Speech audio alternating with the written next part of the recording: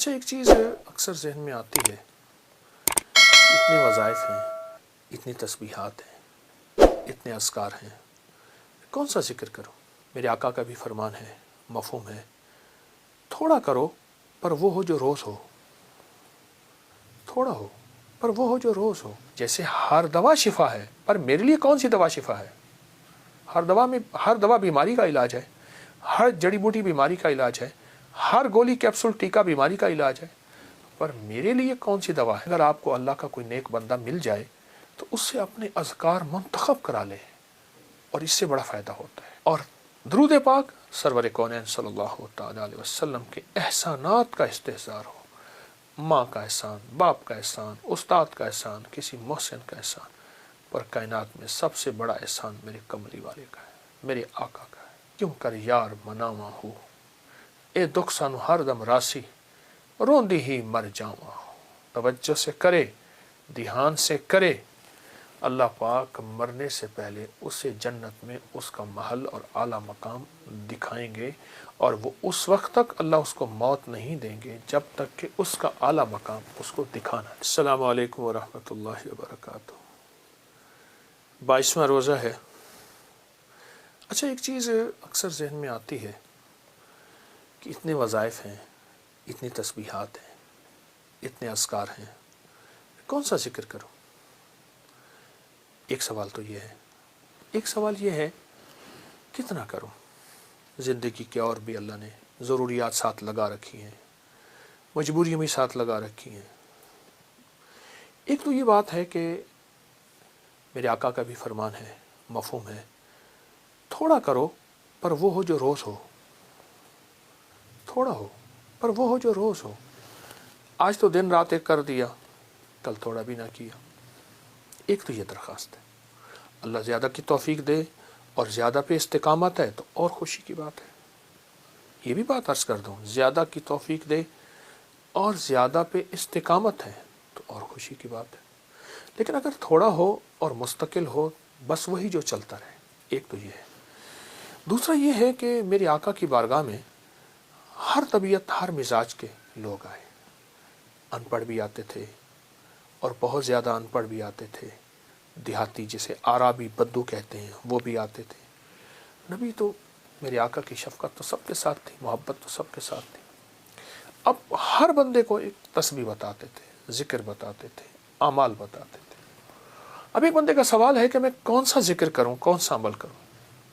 تو ہمارے بڑے بتاتے ہیں کہ اپنے آپ کو کسی کے حوالے کر دیں، جسے پیر و مرشد کہتے ہیں، یا سارے معمولات کر سکتے ہیں، یا پھر اپنے آپ کو کسی کے حوالے کر دیں، پھر وہ جیسے اپنے معمولات تمہیں دے وہ ویسے کریں۔ اس کی مثال یوں دیتے ہیں، جیسے ہر دوا شفا ہے، پر میرے لیے کون سی دوا شفا ہے؟ ہر دوا بیماری کا علاج ہے، ہر جڑی بوٹی بیماری کا علاج ہے، ہر گولی کیپسول ٹیکا بیماری کا علاج ہے، پر میرے لیے کون سی دوا ہے؟ یہ بہت ضروری ہے، یہ بہت ضروری ہے۔ رمضان کی ان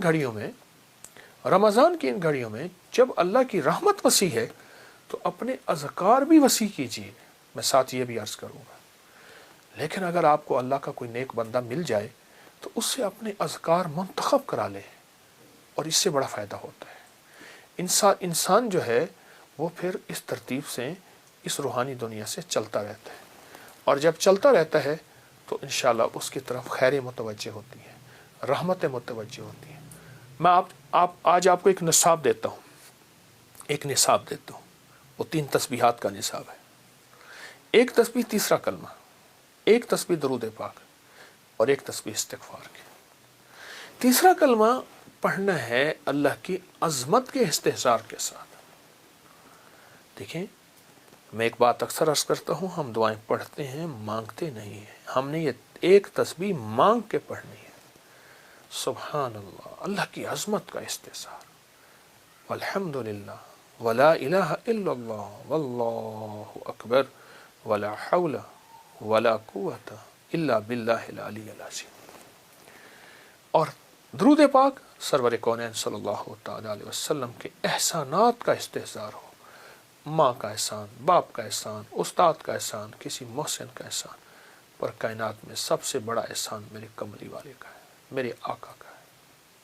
اور استغفار پڑھتے ہوئے یہ تصور ہو، یا اللہ ساری کائنات ایک طرف، میں دنیا کا سب سے بڑا مجرم ہوں، میں دنیا کا سب سے بڑا گناہ گار ہوں، اے سخی آقا سب معاف ہو جائیں گے پر میں معاف نہیں ہوں گا، نہ میں سونی نہ دولت پلے، کیوں کر یار مناواں ہو، اے دکھ سانو ہر دم راسی، روندی ہی مر جاواں ہو۔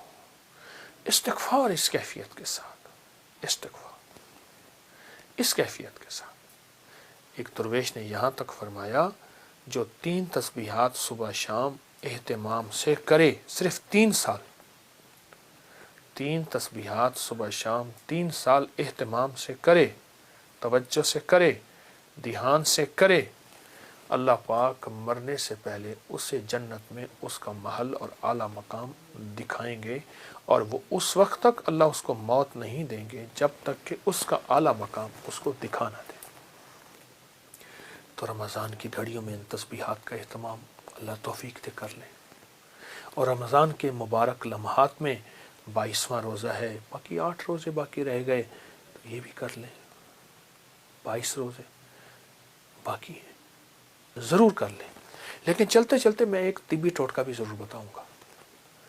آلو بخارا خشک، آلو بخارا خشک جس کی کائے نہ جاتی ہو، اور کائے کسی چیز سے نہ رک رہی، حاملہ کی کائے بھی، اس کو خشک آلو بخارا ٹافی کی طرح چسائیں۔ جو کہتے ہیں میری چربیلے نظام، کولیسٹرول فلاں فلاں چربیاں بڑھ گئیں، پیٹ ویٹ بڑھ گیا، اور وہ بالکل بہترین فٹ ہونا چاہتا ہے، دن میں چند 7 8 10 آلو بخارے، یہ عام دنوں میں، اور رمضان میں صبح شام چوس لیں۔ آلو بخارے کا چوسنا معدے کے السر، گرمی، تیزابیت کے لیے، موٹاپے کے لیے، اور ہائی بلڈ پریشر کا زبردست علاج ہے۔ آلو بخارا، خشک آلو بخارے کی بات کر رہا ہوں، اس کو چوسیں، چوستے رہیں، گٹلی پھینک دیں۔